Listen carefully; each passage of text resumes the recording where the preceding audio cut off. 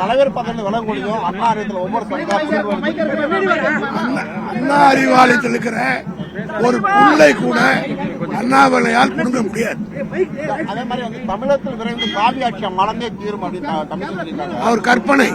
அது நிச்சயமாக நடக்கவே நடக்காது என்பது ஊரறிந்த உண்மை. அவர் கற்பனையில் விழுந்து கொண்டிருக்கிறார் என்பதை கட்டும்.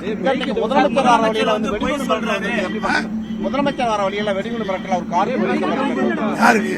முதலமைச்சரோட காருக்கு வர வழியில வரைக்கும் தளபதியை பொறுத்த மட்டும் தன் வாழ்க்கையில் பல சோதனைகளை சந்தித்தவர். ஆகவே எதையும் சந்திக்கிற ஆற்றலும் திறமையும் எங்க தலைவருக்கு இருக்கிறது.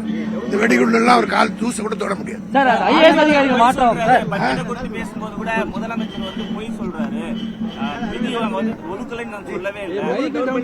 ஒரே மேலையில் விவாதிக்க அண்ணாமலை தயாரா? நாங்கள் தயார். சார் ஐஏஎஸ்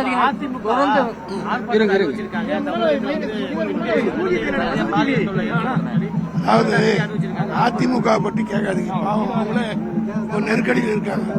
அதனால அவங்கள பற்றி நான் ஒண்ணு சொல்றேன். சார் தொடர்ந்து ஐஏஎஸ் அதிகாரிகள் 4 மாசத்துக்குள்ள வந்து பாத்தீங்கன்னா நிறைய ஐஏஎஸ் அதிகாரிகள் தொடர்ந்து மாத்திட்டு இருக்கிறதா? நிர்வாகத்தினுடைய நலன் கருதி பல மாற்றங்களை செய்வார்கள்.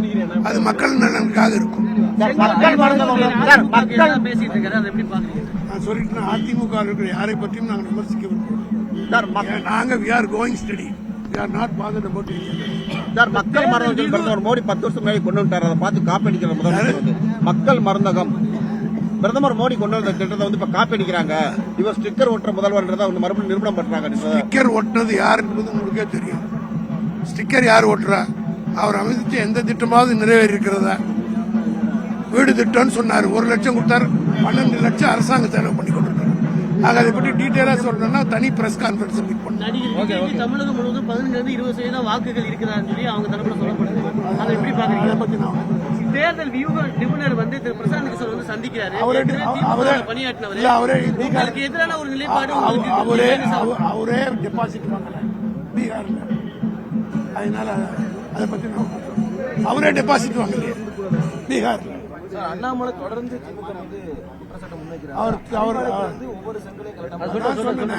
அறிவாலயத்தில் இருக்கிற ஒரு புல்ல கூட அவரால்